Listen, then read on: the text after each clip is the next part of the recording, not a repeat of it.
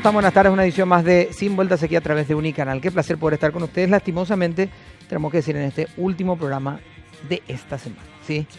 Mañana juega la selección paraguaya de fútbol sub-20 y vamos a estar acompañando, por supuesto, a la selección nacional a través de la RPC Unicanal y de Radio 1. De hecho, ha comenzado el Sudamericano sub-20. Sí. Sí, ya hay transmisiones en este momento de los partidos. ¿Con Ecuador puede ser? No. Sí, Venezuela. Venezuela.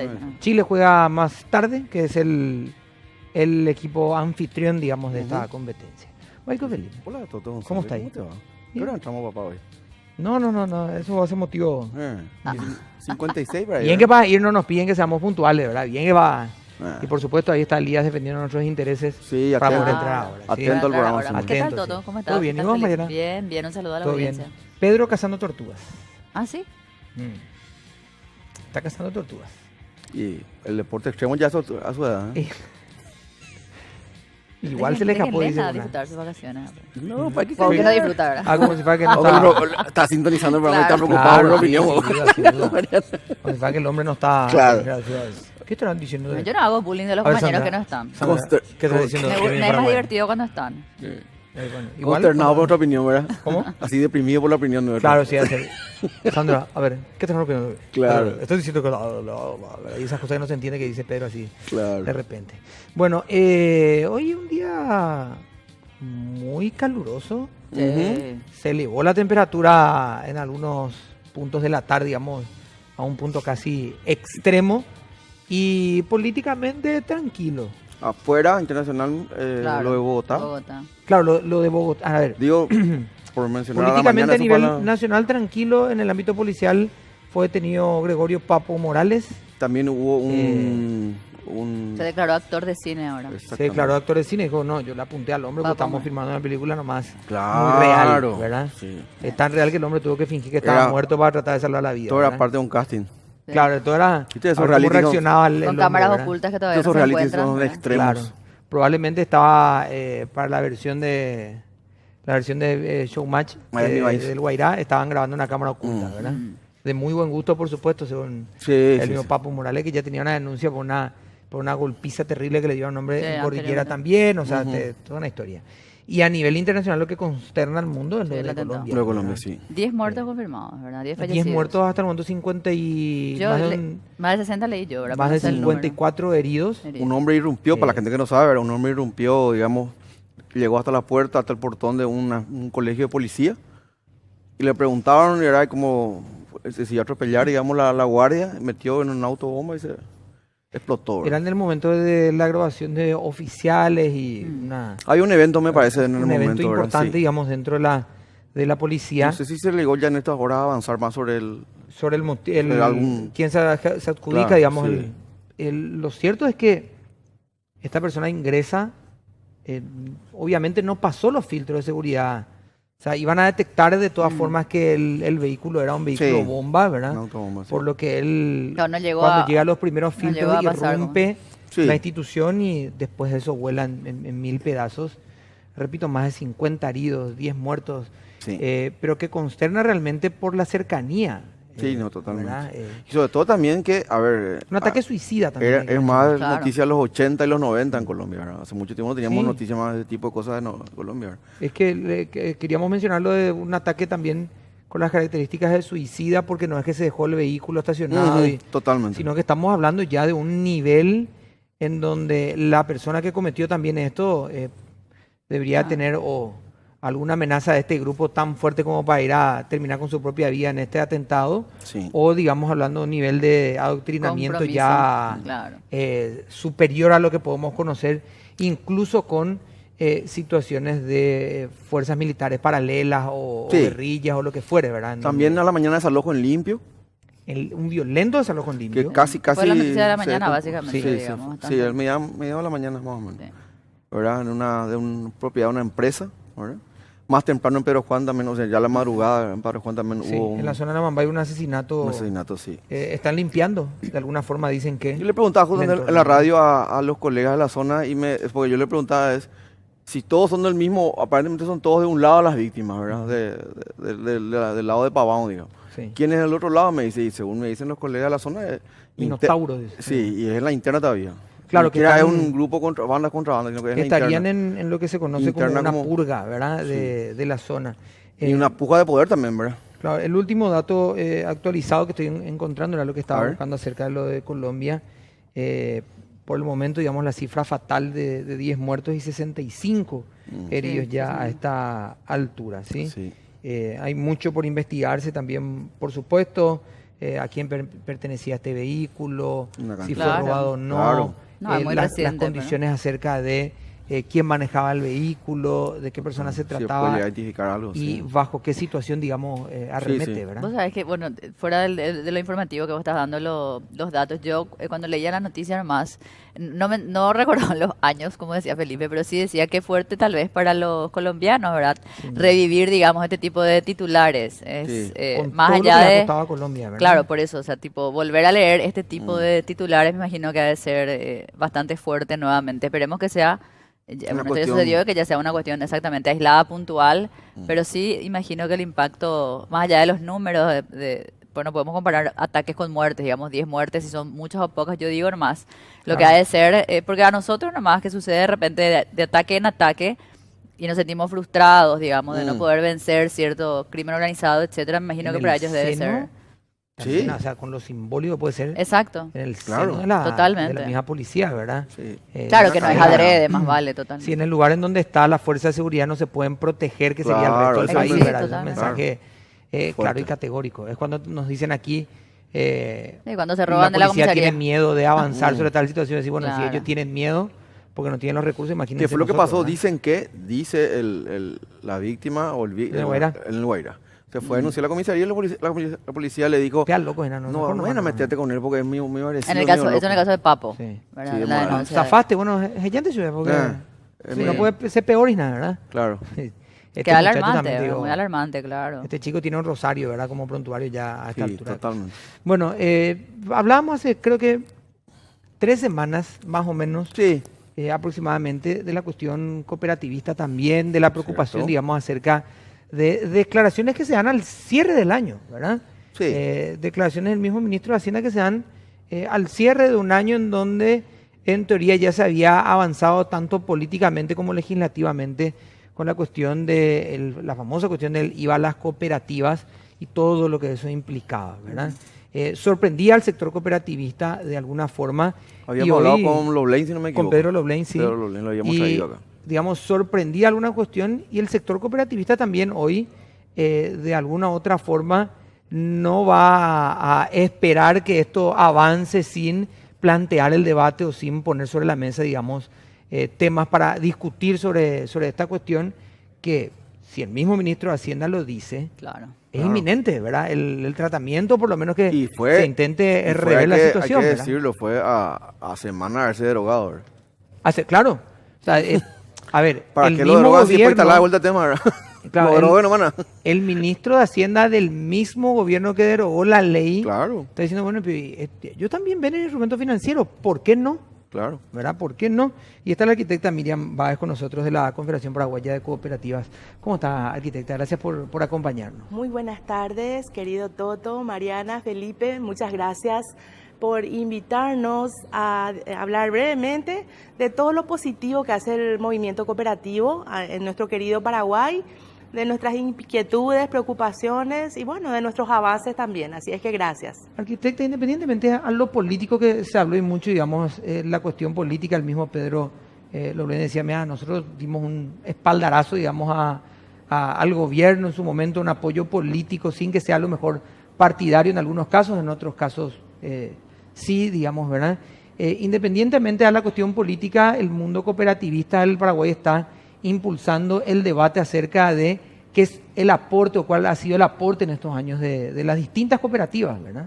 Sí, es así. Realmente el sector cooperativo tiene más de 70 años de vigencia en nuestro país. Y en una comunidad donde está instalada una cooperativa se ve progreso, se ve caminos, escuelas. O sea, las cooperativas siempre han tendido la mano a la comunidad. No me quiero imaginar un Paraguay sin cooperativas. han democratizado a la economía de nuestro país, las organizaciones cooperativas, pues sirvió para que la banca tradicional pueda un poco revisar sus tasas activas y pasivas y bueno, podamos tener hoy en día unas tasas mejoradas. Entonces, realmente cuando instala una autoridad gubernamental como el ministro de Hacienda un tema de que las bancos y financieras son iguales a cooperativas, que no ve la diferencia, bueno, allí está prácticamente atacando nuestra doctrina cooperativa, porque hay definitivamente grandes diferencias, diferencias así muy marcadas en lo que es la parte económica, social, digamos, de estos dos modelos diferentes. También el tema del IVA y varios otros temas que instaló el ministro de Hacienda. Entonces, obviamente, esto preocupa y nos ocupa, ¿verdad? Porque podemos desde la definición, y no solamente la definición doctrinaria, sino la práctica es diferente. Cuando hablamos de cooperativas, hablamos de instituciones o de personas que se juntan por intereses comunes, económicos, sociales, culturales, forman una empresa y la característica principal, sin fines de lucro. Entonces, vamos al ejemplo. Una cooperativa tiene socios ahorristas, socios que prestan el dinero. La cooperativa administra, trata de pagar lo más que puede los intereses a los socios ahorristas, bajar lo más que puede, ¿verdad?, a los socios prestatarios, administra la institución. Cuando al final de cubrir los costos administrativos, los gastos, hay excedentes o utilidades, como le llaman, ¿verdad? Nosotros le llamamos excedentes. Ese excedente se devuelve a los socios, sobre todo por los aportes y también por los créditos que han llevado los socios. Ese dinero no va a ninguna otra parte, se devuelve luego de las deducciones que tienen que ver con reserva legal y ese tipo de cosas. Bueno, entonces allí podemos decir que se va de vuelta a sus socios ese dinero. No hay lucro, no lleva esa plata a nadie. Esa misma lógica, si aplicamos, ¿verdad? Ya no vamos a entrar en la definición de lo que son bancos y financieras, pero si esa misma lógica llevamos, podemos ver claramente que las tasas de interés, para los ahorristas baja un tanto más, para los prestatarios sube. Se administra allí internamente, y dónde va a parar ese dinero, esos recursos, en manos de los pocos accionistas que... No, son ganancias, ¿verdad? Son ganancias, eso no se devuelve, no va a haber. Entonces, allí podemos, diferenciar así, así rápidamente el funcionamiento de una organización cooperativa. Y si analizamos desde la perspectiva de los aportes en el campo social, el apoyo es muchísimo. Todas las cooperativas se preocupan de las situaciones difíciles y alegres de sus socios y le dan un apoyo.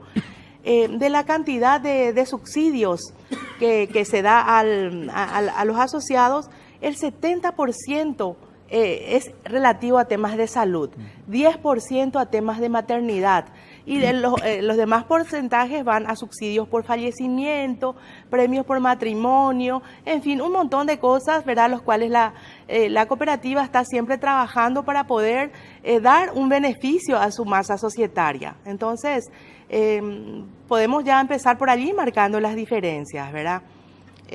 Si abordamos el tema del IVA, como recién mencionaste, para nosotros esto es un asunto ya acabado. Y no porque lo digamos nosotros o porque no queramos pagar. Las cooperativas pagan muchos impuestos, en muchos conceptos, absolutamente todos. Nosotros cuestionamos el impuesto al acto cooperativo, que es al acto de los socios entre sí, de la cooperativa con sus socios, ¿verdad? Entonces, nosotros básicamente dijimos desde un principio en toda esa lucha gremial que se hizo que no correspondía. Hemos advertido, hemos avisado, ¿verdad? Entonces, objetar el gravado del IVA al acto cooperativo no es un desmérito al principio de igualdad, sino sencillamente porque no es un acto de comercio. En consecuencia, no existe hecho generador y no corresponde el pago. Estos conceptos los entendió la Corte Suprema de Justicia, declaró inconstitucional el pago, ¿verdad?, del IVA. Y bueno, esto, ¿verdad?, fue una victoria para 4 casos de grupos de cooperativas que presentaron. Posteriormente, la Compacop vio que muchas otras cooperativas pequeñitas que estaban lejos, que a lo mejor no tienen los recursos para recurrir, no hicieron este recurso y volvió a presentar, ¿verdad?, al Parlamento, volvió a sensibilizar a la gente de que no correspondía el pago y esto se logró. Y el presidente de la República, a quien estamos muy agradecidos, ¿verdad?, promulgó y dejamos de pagar el IVA. Los socios de las cooperativas, siempre hay que recalcar que no es la cooperativa, es el socio que dejó de pagar. Entonces, para nosotros es un tema que se vuelve a instalar, es un despropósito, es algo bastante raro y sinceramente para mí es una pérdida de tiempo porque creo que está todo dicho al respecto. Claro. No obstante, vamos a estar atendiendo y vamos a estar dialogando porque también entendemos que las puertas del diálogo no deben cerrarse, por eso es que pedimos una entrevista al ministro. Esperemos que nos llamen en cualquier momento, al viceministro, y en fin, tenemos que hablar, tenemos que tratar de entendernos, llevar a buen puerto, porque creo que finalmente lo que tenemos que lograr es tratar de tener un país mejor. Y nosotros no estamos ajenos a trabajar, a mejorar y a aportar, seguir aportando a nuestro querido país. Arquitecta, le quiero pedir una consideración un poco más política, más allá de lo que uno puede, digamos, argumentar económicamente, financieramente y demás. Eso que mencionábamos al inicio es un hecho, y yo también se lo planteaba a Lowlane en su momento, que el sector cooperativo en su gran mayoría operó y trabajó para que Mario Abdo sea presidente. O sea, hubieron reuniones públicas, sacaron fotos, grandes manifestaciones organizadas por ustedes, no sé si la confederación en particular, pero... Algunas cooperativas por lo menos. Estuvieron ahí. Eso nadie puede negar porque fue de acto público y me parece, claro, cada uno libra las luchas que mejor le parece. Pero resulta que después, y yo suelo decir, a lo mejor la primera propuesta que cumplió el presidente de la República fue con ustedes, que fue, cuando llega a la presidencia, vamos a derogar, dale, derogó, pero no pasamos, me parece, un mes me parece, y salen de Hacienda a decir, no, tenemos que evaluar de vuelta. ¿Cómo se entiende esto políticamente para ustedes? ¿Una traición del Ejecutivo? Bueno, nosotros también... Es más, ni siquiera es cualquier ministro, ¿verdad? Claro. Bueno, nosotros antes de dar una calificación final de esa naturaleza, también pedimos una reunión con el presidente de la República. Nosotros queremos manifestar todo eso y queremos escuchar. Hoy lo que podemos decir es que estamos agradecidos al presidente de la República que él cumplió con su palabra dado, que había dado a muchos cooperativistas, ¿verdad? Que así como bien lo dice Felipe, han participado de actos, entonces él tuvo un compromiso. Y ha cumplido. Entonces necesitamos saber qué está pasando. Obviamente, para nosotros hoy está derogado el IVA, es un tema, es una reivindicación lograda, nada menos que a través de la Corte Suprema, y lo entendieron los políticos, y necesitamos que nos digan claramente qué es lo que está pasando. Pienso que probablemente el ministro tenga algunos intereses particulares, dejó de percibir quizás un monto de dinero, como administrador quiera recurrir o quiera asirse a cualquier, de cualquier otro tema, pero en concreto el tema IVA a los socios de las cooperativas no corresponde y es un tema que nosotros vamos a estar cuidando, trabajando y vamos a estar instalando ese tema así como muchos otros. Arquitecta, ¿cuál es ¿cuál sería la agenda o la hoja de ruta, digamos, en este momento prioritaria para el sector cooperativo? Es decir, ¿qué es lo que ustedes consideran que a partir de ahora debe lograrse justamente en producción? Estábamos conversando sobre el tema y nos hablaban de la postura, digamos, del sector de que las medidas financieras de algún modo no les equiparen a bancos, a financieras, por la misma caracterización que vos explicabas al inicio de lo que es un poco el objeto social de una cooperativa. Entonces, ¿en qué línea están, digamos? ¿Cuál es esa hoja de ruta? ¿Cuáles son esas prioridades que tienen como sector para ir, de algún modo, defendiendo, obviamente, también los intereses de los socios? Bueno, un tema principal que está en la agenda es la obtención del Fondo de Protección de Ahorros Cooperativos para el sector de ahorro y crédito, sobre todo. Mediante legislación. ¿Cómo? Mediante legislación. Claro, porque nosotros de hecho administramos muchos recursos de los socios y gracias a la confianza realmente que tienen los socios, están depositando sus ahorros. Entonces, Claro, nada menos. el sector cooperativo es un sector que se preocupa y se ocupa de ir mejorando, digamos, en todos los sentidos. Corregime, Hace arquitecta, más de eso dos... sería como un fondo de garantías. Claro, el Fondo de Protección, le denominamos de por otra eso forma, pregunto. ¿verdad? Fondo de Protección de Ahorros Cooperativos sería lo mismo que un fondo de garantías. Para entender, ok. Claro, entonces nosotros hace más de un año y medio presentamos ese proyecto, el INCOT, que es nuestra autoridad de aplicación, presenta al Ministerio de Hacienda y bueno, desde allí que eso está cajoneado. Ahora justamente vamos a instalar reuniones dentro del sector para ver de qué manera manejamos ese tema, porque somos los más interesados. O sea, que se diga que el sector no quiere tener un fondo de protección, eso es falso. Nosotros presentamos el proyecto. Hace mucho que estamos preocupados y ocupados de ese tema. Entonces, yo me hago la pregunta, ¿será que los sectores tradicionales o no sé qué pasa con el ministro no quieren que tengamos un fondo de garantías? No, nosotros necesitamos trabajar y tener y dar cada vez más confianza a nuestra masa societaria. Si para eso tenemos que también, de alguna manera, mejorar los trabajos que se hacen de la autoridad de aplicación, nosotros estamos abiertos. Somos del parecer que absolutamente todas las instituciones, ¿verdad? Son perfectibles, son mejorables. Y, ¿por qué no? El sector cooperativo también hacemos siempre autocríticas a muchas cosas y vamos por más y vamos por mejor. Y claro que hay que fortalecer a nuestra autoridad de aplicación, al INCOT. Pero para eso también necesitamos que el Estado, que el gobierno se involucre, vea las necesidades, porque hay aproximadamente 900 cooperativas dentro del sector. Entonces, obviamente, la institución que tenemos no es tan grande, necesita mayores recursos, mayor cantidad de técnicos para poder abarcar y hacer, digamos, mejor la tarea. Lo que sí puedo decir con certeza es que las cooperativas están tipificadas en A, B y C, de acuerdo a los activos que maneja. Las cooperativas de tipo A son las que tienen activos superiores a 50.000 millones de guaraníes, las de tipo B de 5.000 a 49.000, ¿verdad? Y las otras, las de tipo C, las más pequeñitas y las más numerosas. Actualmente nuestra autoridad de aplicación da mucho énfasis al control de las cooperativas de tipo a las más grandes y obviamente también a las de tipo B. Nosotros consideramos que tenemos una muy buena regulación. El INCOT está absolutamente enterado de todos nuestros movimientos. Nosotros tenemos parámetros muy estrictos que cumplir. Nosotros, cuando digo, me refiero a las cooperativas de base, ¿verdad? Tenemos parámetros en cuanto a morosidad, los niveles de activo, de colocación, de gastos, los de todo. Digamos, son en donde el sector C, digamos, en donde está la falencia de INCOP. Claro, yo creo que el sector C, incluso podríamos trabajar ya con las cooperativas de segundo grado y podemos copiar modelos que se dan en Canadá o quizás en Alemania también, de la supervisión delegada. O sea, las centrales y federaciones, organizaciones de segundo grado, podemos de alguna manera ocuparnos de la fiscalización y coadyuvar en esa tarea. O sea, podemos hacer una división también de la tarea para, por un lado, el fomento, porque siempre queremos que se vayan formando cooperativas, porque es una de las mejores maneras de salir de la pobreza.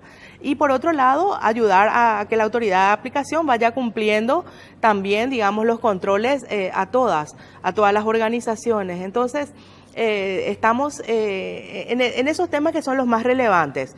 Estamos queriendo instalar nuestro fondo de garantías, queremos ir mejorando, por supuesto, todo lo que tenga que ver a la legislación cooperativa y a nuestra autoridad de aplicación.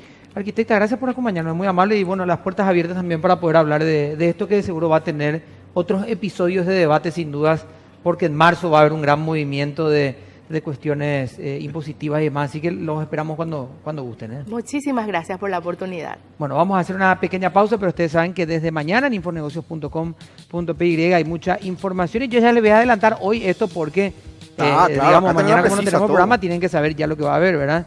3 apps, aplicaciones de teléfono que todo ganadero debe conocer. La tecnología y la ganadería están de la mano. El desafío de la ciberseguridad hoy es cuádruple, dice un experto.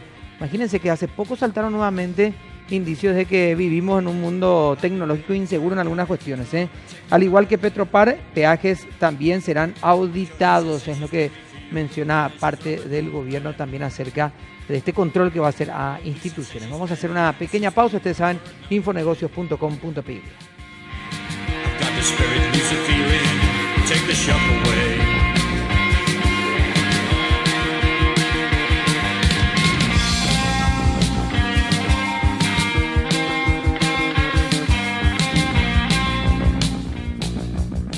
Bueno, estamos de vuelta. En la segunda parte del programa queremos avanzar sobre un tema que hoy era portada, creo, de uno de los periódicos también, en donde se hablaba de pobreza, ¿verdad? Y hablamos de pobreza económica, ¿verdad? Porque podemos ampliar un poco el concepto también y de hecho ya se plantea cuando hablamos de pobreza un montón de cuestiones también, ¿verdad? Pero hablamos de que uno de los periódicos, creo que era el diario La Nación, hablaba que solamente Costa Rica, Paraguay y hay un país más dentro de este orden, digamos, que han podido disminuir ciertamente algunas cifras de pobreza. Y es lo que queremos hablar el día de hoy. Está Jorge Garicochea con nosotros. Jorge, ¿cómo estás? Gracias por acompañarnos. Un gusto estar con ustedes y un placer poder conversar sobre estos temas. Una cuestión importante ya que mencionabas, ¿verdad? ¿Cómo hablamos de pobreza, verdad? Y acá me gustaría poner sobre la mesa de que realmente cuando hablamos de pobreza no solo tenemos que mirarlo en los términos monetarios, sino en cuanto a la integralidad misma de la definición de la pobreza, ¿verdad? ¿Cómo está hablando el mundo hoy de pobreza, Jorge? ¿Está hablando por términos de ingresos económicos? Es una Seguimos forma, haciendo son pobres porque no reciben tantos dólares por semana, por mes. Es la forma más fácil de medir la pobreza, pero no necesariamente esa es la definición de la pobreza. Hay una definición muy interesante de Amartya Sen, que es ganador del Premio Nobel de Economía, que define la pobreza como la privación de las capacidades de desarrollarse de una persona. Y eso va mucho más allá del ingreso monetario que uno pueda tener. Carolina Sabatiro está con nosotros. ¿Cómo estás? Gracias por acompañarnos. Muy buenas tardes.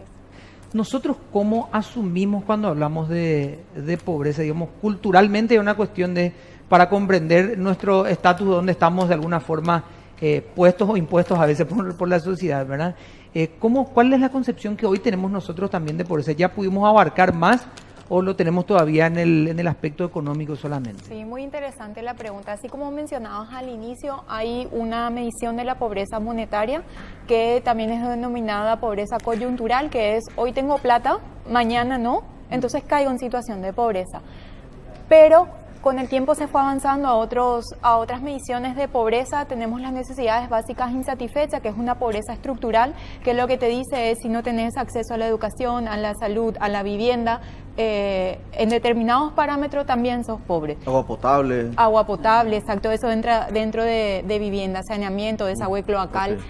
Y ahora se habla, y Paraguay está a punto de tener sus cifras de pobreza multidimensional. La pobreza multidimensional va más allá de todos estos dos pilares de pobreza que acabo de mencionar, y también tiene en cuenta aspectos como el empleo, la seguridad social, cuestiones que hacen a erradicar la pobreza, pero con cuestiones de fondo. O sea, mirar pobreza económica o monetaria, es decir, no cubro una canasta básica que incluye alimentos y ámbitos no alimentarios como transporte, vestimenta y otros.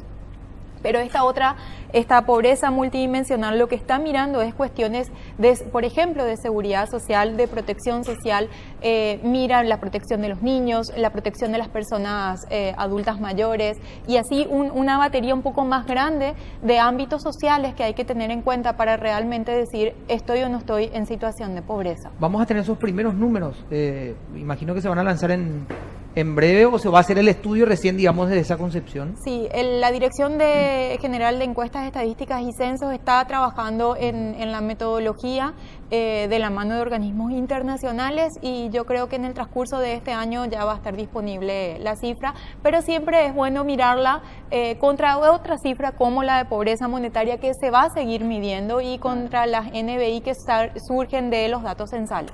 Yo recuerdo Fundación Paraguaya tenía el semáforo, ¿verdad?, que resultó muy interesante porque la persona que iba respondiendo, digamos, también iba tomando noción de la situación en la que estaba, ¿verdad?, que era pobreza económica simplemente, Porque digo simplemente por una cuestión de número, ¿verdad? Hoy puede tener, mañana no. Pero lo otro sí es mucho más complejo, ¿verdad? Mariana y Felipe, por favor. Sí, para la señora Sabatiero, a ver, en esa misma línea de medición, ¿verdad? Pero pasando un poco al ámbito de lo que serían las políticas públicas o el cómo reducir, me imagino que el mundo estará intentando resolver el dilema, pero en nuestra realidad, digamos, aquí en nivel Paraguay ya se habla de las asistencias, de lo que los programas de Tecoporá, etcétera.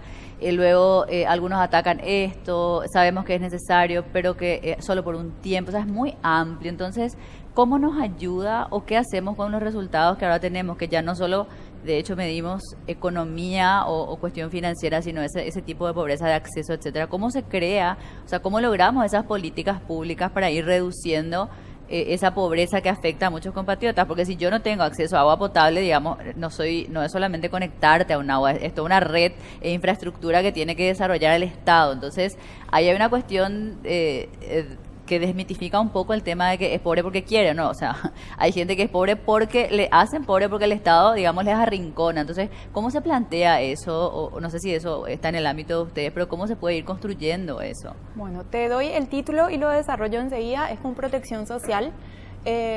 Paraguay ha avanzado en las últimas década y media en varios indicadores sociales, si bien han empeorado en los últimos 3-4 años algunos de esos indicadores, mirándolo de manera global, hemos avanzado y eso hay que reconocerlo, hemos avanzado en reducir la pobreza, hemos avanzado en indicadores educativos, sociales, de vivienda, eso hay que partir por reconocer, pero hay una cuestión estructural que viene de la historia del Paraguay, que los gobiernos no están haciéndose cargo, por decirlo así, o lo hacen paliativamente, que es solucionar una cuestión histórica que va desde la tenencia de las tierras con el campesinado, con las reformas tributarias, de dónde sacamos justamente lo que vos decías.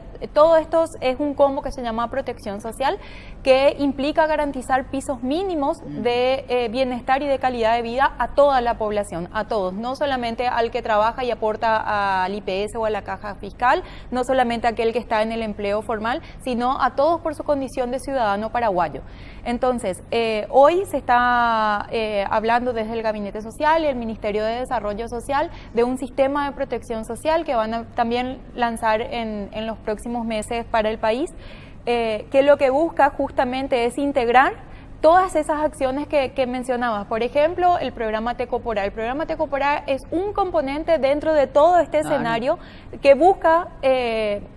y ahí, bueno, también vamos a cómo lo percibe la ciudadanía. Le estoy dando plata y no deja de ser pobre. Claro. No, en realidad lo que estamos haciendo es paliando ciertas deficiencias del Estado en no haberle puesto la escuela y el puesto de salud y una vivienda decente a disponibilidad de las familias. Entonces, lo único que hace es una transferencia monetaria, condicionándolo a que lleve a sus niños al centro de salud y los vacune, y condicionando a que vayan y se matriculen en una escuela. Lo básico, lo mínimo, para garantizar el capital humano que va a venir después. Y de la mano con eso, y luego ya le doy la palabra a mi colega, es también tener en cuenta las previsiones demográficas. ¿Qué nos están diciendo hoy las proyecciones de población? ¿Hacia dónde vamos? Es tener una mirada a largo plazo y no solamente en un gobierno de 5 años, que un año le lleva a planificar y le queda 4 años para implementar, sino decir, bueno, estamos en la puerta de un proceso de envejecimiento, pero también tenemos un bono demográfico que es un gran caudal de población en edad de trabajar, pero si ese trabajo no es formal, no está bien remunerado, se nos disuelve ese bono. Tenemos mucha población en edad juvenil. ¿Qué pasa si no le doy las condiciones que necesita, si no lo formo en lo que el mercado laboral les va a demandar cuando necesiten ingresar? Y así un combo de cosas que hay que mirarlas articuladamente para poder realmente hablar de pobreza. Y más allá de hablar de pobreza, también tenemos que empezar a pensar en términos de hablar de vulnerabilidades.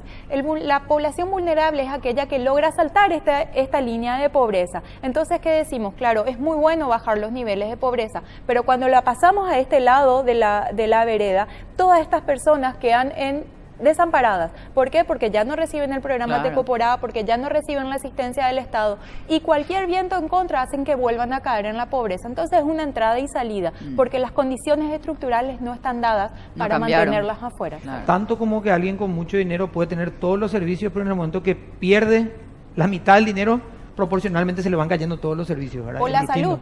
O la, y O la y salud. que hablar de la salud, Una ¿verdad? enfermedad crónica en Paraguay totalmente. manda a la pobreza a cualquier familia. En Sí. cualquier momento, ¿verdad? Sí. Vamos a hacer una pausa y después ya te toca, Felipe, ¿verdad? No, sí, si consideras. Bueno, y vamos a ver. La estación de Farra es el verano. Ustedes saben vivir la música y la diversión en Farra. Poner la 101.3, tu canal de radio. Ustedes saben también que Fisher Price es la línea de maternidad que está pensada y diseñada integrando las diferentes etapas y necesidades para tu bebé. Por eso pensamos en productos para ellos como chupetes, biberones, sacaleches que sean funcionales, alegres y seguros para una mamá feliz que disfruta cada instante con amor. El mejor comienzo eres tú, línea maternidad de Fisher Price. Summer 7 Long Beach presenta el After Office con acústicos de artistas nacionales para una experiencia musical fabulosa. Ya pasó Dalí y Erico Luna, y este 23 María de Pintos y Rorro Ruiz Díaz. Nos despedimos el sábado, por supuesto también el sábado 23 con el gran cierre del ciclo Summer 7 Long Beach. Te esperamos ahí en Senador Long, casi España, a las 19. Pausa y ya volvemos.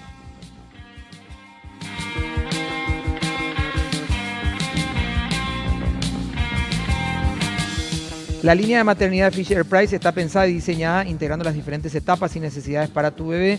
Por eso pensamos en productos para ellos como chupetes, biberones, sacaleches que sean funcionales, alegres y seguros para una mamá feliz que disfruta cada instante con amor. El mejor comienzo eres tú, línea maternidad de Fisher Price. Ahora, Felipe, agarra tu teléfono y podés armar, vos que tenés amigos para jugar al fútbol. siempre. Bueno, sí, todo el equipo de fútbol. Acercate a cualquier tienda de DTL Sports and Outdoors y también podés comunicarte al WhatsApp 0962189000 para darle todos los detalles, medidas, diseño, todo lo que necesite Felipe, ¿sí? Y señor. pagando con tu Tele Gift Card te regalan 10% más Espectacular. para comprar. Si te interesa, deja tus datos en tl.com.py/unicanal y participás del sorteo de una prenda o accesorios durante el programa. Porque hoy todos somos Maque Corte, vamos a estar acompañando a la familia Corte, al querido Héctor, a Chiche, a Mimi y a Maque, por supuesto, y toda su familia. Te invitamos a cenar con nosotros y probar toda la variedad gastronómica por tan solo 50.000 guaraníes y disfrutar de música en vivo este lunes 21 de enero en la casa de exalumnos del San José a las 19:30 horas. Puedes hacer tus aportes a la cuenta corriente del Banco Familiar 13-137 5556. Más informes al número de teléfono 0981 49 8808 y el 0982 33 22 29. Felipe, por favor. Jorge, ¿cuáles son los últimos números que tenemos de pobreza nosotros? ¿Tenemos de qué años son? ¿Cuáles son los números, los porcentajes? ¿Tenemos ya algo avanzado ahora, nuevo, más fresco? ¿Cuánto se varió? ¿En qué fue lo que hizo que un poquito que apretemos la tuerca y que salió bien? Sí, los últimos datos oficiales que se tienen son del 2017, Ok. que muestra una... CEPAL, creo, ¿verdad? No, ¿O no? estadísticas oficiales del Paraguay. La CEPAL Ok. se nutre de los datos oficiales de Ok, Paraguay. ok. En el los datos del 2018 seguramente se estarán publicando allá por marzo. Y hemos venido bajando considerablemente. Imagínate, ponete en la situación de que a inicios de los 2000, 1 de cada 2 paraguayos era pobre. Sí, 50% de los paraguayos éramos pobres. Wow. Eso vino bajando considerablemente y en el sector rural más. 7 de cada 10 paraguayos era pobre. Eso bajó a 35% y la pobreza en la zona urbana bajó a 15, no recuerdo exactamente el porcentaje, pero ha bajado considerablemente. Ahora, para que esto persista y realmente funcione y realmente se note, tenemos que empezar a tener la concepción de la pobreza como veníamos hablando, de decir la pobreza, tener ese enfoque de pobreza multidimensional, de realmente hacer políticas integrales. Porque ¿qué pasa hoy en día? Obras Públicas lleva una ruta acá y el Ministerio de Educación pone una escuela acá. Claro. Entonces, donde hay ruta, el que vive ahí no tiene los autos para movilizarse. Y el que tiene escuela no tiene cómo llegar porque cuando llueve es imposible. Ni si tiene auto.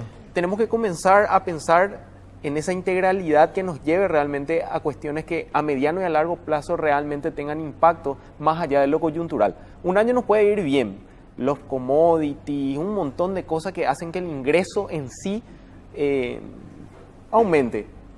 Y ese efecto llega a todos, perfecto, pero y el año Se siguiente, si desvanece. no nos va tan bien, ¿qué es lo que va a hacer que realmente uno desarrolle esa capacidad para poder enfrentarse? Pasa que a una parece, situación? perdón la interrupción, porque parece más Sí. tan fácil planteado sobre la mesa, ¿verdad? Claro. Pero, digamos, nosotros elegimos cada 5 años, cada tanto elegimos gente que se supone que tendría que pensar este tipo de cosas, ¿verdad? Y no nosotros acá solamente, no sé, por ejemplo, el rol de la STP, de Eso algún mismo, modo, claro. era esa articulación, o sea, está concebida para eso. Sé que O tal vez nosotros tal vez las deberíamos- atribuciones no son No. todas las necesarias, pero Tal vez deberíamos dejar también muchas veces de plantearlo desde la mesa y saltar al otro lado, ¿verdad?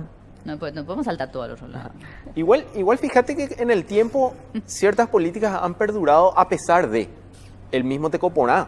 Ha pasado ya 4 Claro, gobiernos exacto. y sigue, ¿verdad? Ahora, lo que los gobiernos deben empezar a mirar, ¿qué es un éxito en Tecoponá, verdad? Porque había un gobierno que se jactaba de meter Sí. más gente a Tecoponá. Y si vos estás metiendo más gente Claro. a Tecoponá, Ah. estás diciendo, señores, tenemos más pobres y tenemos que subsidiar más. Claro. Entonces, esos mecanismos de cómo medir el éxito y de hecho un mecanismo de salida del programa Tecoponá. Cuando uno se gradúa del programa Tecoponá, uno va a estar permanentemente ahí, hay algún mecanismo de graduación y cuando te gradúas, lo que decía la licenciada, ¿qué pasa cuando pasas del otro lado? ¿Qué pasa cuando tu hijo ya terminó el colegio?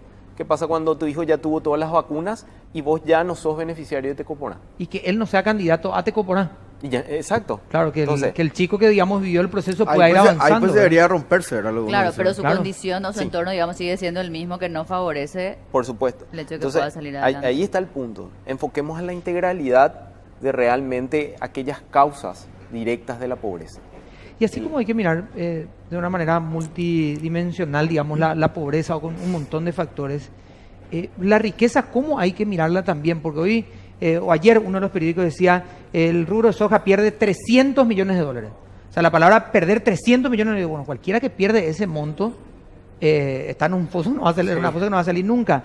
Y uno leyendo un poco más, bueno, en realidad no es que van a perder, sino no se va a facturar 300 como el año pasado, pero ganarán sus 10 cada uno otra vez probablemente, ¿verdad?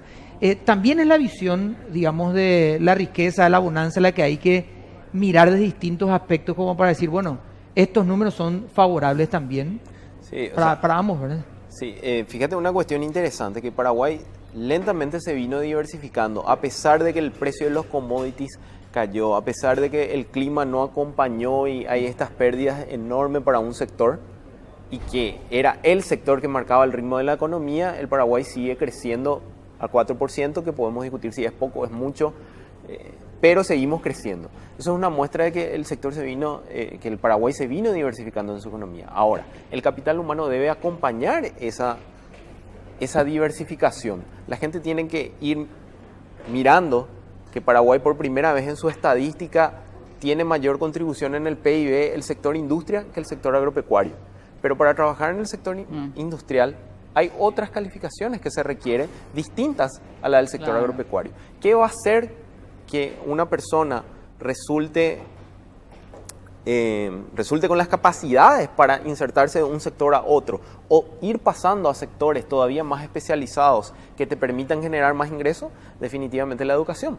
Entonces, el tema es que invertir en educación no se ve el retorno de la noche a la Claro. mañana. No se Tiene corta su tiempo, cintas ahí, lleva ¿verdad? su tiempo. Claro, exactamente. Entonces, es ahí donde, insisto, tenemos que comenzar a pensar en integralidad y en una función de mediano y largo plazo, sin por supuesto descuidar lo que es hoy. Hoy mucha gente nos necesita, hoy muchos compatriotas nos necesitan, sí. Para eso tenemos los sistemas, como me decía la licenciada, los sistemas de protección social, que definitivamente el Estado tiene que estar. Hay gente que no es pobre porque quiere, hay gente que las condiciones en las cuales se enfrenta no le generan las oportunidades necesarias como para dar el paso adelante. Puede ser que una persona sea muy inteligente, pero llega a los 14, 15 años y tiene que ayudarle al papá en la chacra. Entonces tiene que abandonar el sistema escolar y nunca llega a la universidad, donde quizás iba a ser mucho más inteligente que todos nosotros, donde quizás se iba a desarrollar mucho más. Pero esa necesidad, ese ambiente, esa situación hace que tenga que abandonar el sistema escolar. Y hay una cuestión interesante, ya que hablamos de estadística. Paraguay en los 90 se enfrentaba a un problema donde mucha gente no iba a la escuela. Hoy el problema no es tanto que la gente no vaya a la escuela. Es Los la niños calidad. van a la escuela, pero aparte de la calidad, a los 12 años hay un enorme nivel de deserción, principalmente en áreas rurales. Y otra vez, si conversamos de áreas rurales, hay una situación paradójica donde Alto Verá es uno de los departamentos más pobres, una de las ciudades más pobres del Paraguay, y al lado están las ciudades más ricas. Sí. ¿Qué es lo que está pasando? Las ciudades ricas, porque lo medimos por la producción que tiene, soja, trigo, Capitán Miranda y todas las ciudades que están alrededor de Alto Verá, hace que el ciudadano de Alto Verá, como ya vive pobre, migre a esa ciudad para trabajar, abandone el estudio y esté en ese círculo constante que necesita ser Cortado. intervenido y cortado. Bueno, Claudina. Sí, antes de- yo colaboro a lo que mencionaba Jorge cuando decía que la deserción se da más o menos a partir de los 12 años. Si bien el principal motivo son razones económicas, en el caso de las mujeres son razones domésticas, es decir, cuidado principalmente de niños o de personas mayores o con discapacidad en los hogares, para lo cual Paraguay debe enfrentarse a una política de cuidados como principal pilar de un sistema de protección social. Debe estar integrado, porque también es una forma de que las familias subsidian el rol del Estado, que es otorgar cuidado. Y con esto también hacer referencia a lo que mencionaba Mariana cuando decía, bueno, y no poner solamente sobre la mesa o todo pasamos todos al otro lado. En realidad una política social se construye a partir de 3 actores principales: el Estado, el mercado y las familias, ¿sí? Depende si estamos más hacia la izquierda o más hacia la derecha en la política, unos tienen mayor protagonismo que otros, pero incluso debemos traer también a la mesa a la sociedad civil y a la academia para poder articular justamente todo esto que estábamos exponiendo. Sin una sociedad consciente de esta necesidad, el Estado puede tener las mejores buenas intenciones, pero pasa lo que mencionabas al principio de decir, bueno, de Tecoporá se dice tal cosa. En realidad, el objetivo principal de un programa de protección social es otro y la ciudadanía lo interpreta de otra forma. Entonces, si no tenemos alineadas a la ciudadanía, al mercado consciente de que tiene que formalizar a sus empleados y de que tiene que brindarles determinadas garantías al empleo que produce, a las familias en Paraguay están empezando a vivir y va a continuar una reestructuración del modelo de familia en Paraguay de la mano de estos cambios en los procesos demográficos que mencionamos. Hoy las mujeres tienen menos hijos, las personas mayores tienen mayor esperanza de vida, entonces van a estar conviviendo en un mismo hogar, personas en edad de trabajar con personas mayores, a las cuales dentro de unos años, dado que no aportaron un sistema de seguridad social, va a haber que mantener porque van a estar en dependencia económica y dependencia física. Entonces, si nos ponemos a mirar lo que ocurre solamente en una familia, vamos a estar detectando todos los problemas que hay en educación, en salud, en infraestructura. La verdad que es un malabarismo de indicadores que hay que manejar para poder dar, como decía Mariana al principio, en la fórmula secreta de cómo salir de la pobreza. Y yo le agrego no solamente salir de la pobreza, sino proteger a todos los grupos en riesgo y vulnerabilidad. Sin duda. Gracias, Claudina, por acompañarnos. Jorge, muy amable. A las órdenes. Muchas gracias. Ya estás, una invitación más y sos panelista del por programa. favor. Claudina Estamos a está las debutando recién, así que vamos a ver. Bueno, chau, señor. Sí, Chau, nos chau. vamos. Chau, Nos chau, vamos chau, a ver chau. mañana. Hasta Chau. mañana.